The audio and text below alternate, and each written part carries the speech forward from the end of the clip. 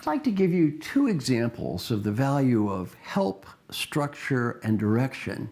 A very positive example and a negative example. First, the negative. Dr. Atul Gawande from Harvard Medical School wrote a great book called the Checklist Manifesto. In his book, Dr. Gawande shares some pretty sobering research. If you go in for a surgery and the nurse asks the doctor a series of very simple questions from a checklist before the surgery, the odds on unneeded infection plummet, and the death rate because of unnecessary infection is dramatically reduced. The huge majority of hospitals around the world do not allow the nurse to ask the doctor the questions. Why doesn't the doctor want the nurse asking him those questions from the checklist? Ego. The doctor is too proud to admit they need that help, too proud to get that day-to-day structure, and they let their ego and pride become more important than their patients. According to Dr. Gawande, more people have died because of the egos of surgeons than died in the Vietnam War, the Afghan War, and the Iraqi War combined. What is the first question the nurse asks the doctor? Did you wash your hands? Did you wash your hands? Too much ego. That's the negative case study. Now, the positive case study.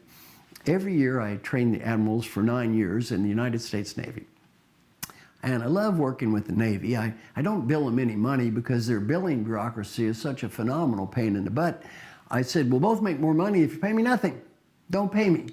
They give me treats. A few years ago, my treat day in a nuclear submarine. Me and 8 other old men got to go out on a nuclear sub, diving down under the waters for 8 hours and pretending to torpedo things.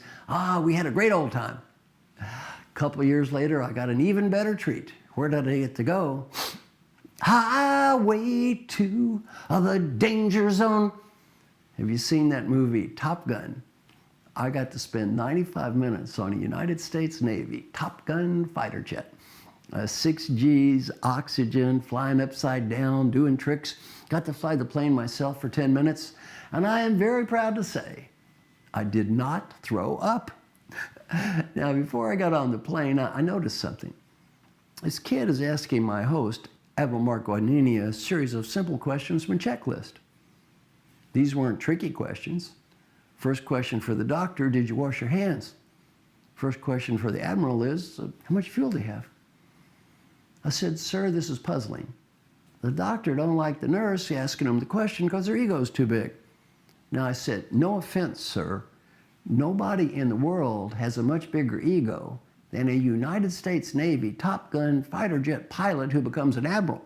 You probably got one of the biggest egos in the world, yet you do not object to this kid asking you the questions. I said, sir, what's the difference? He said, Marshall, there's a huge difference. If that operation crashes, you die. If that plane crashes, I die. He said, you put a gun to that surgeon's head and say, this patient dies of an unneeded infection, we're going to blow your brains out. They'd probably be asking those questions twice. Well, how important is ego and how important is pride? Every day we make it more important than our health, than our safety, than the people we love.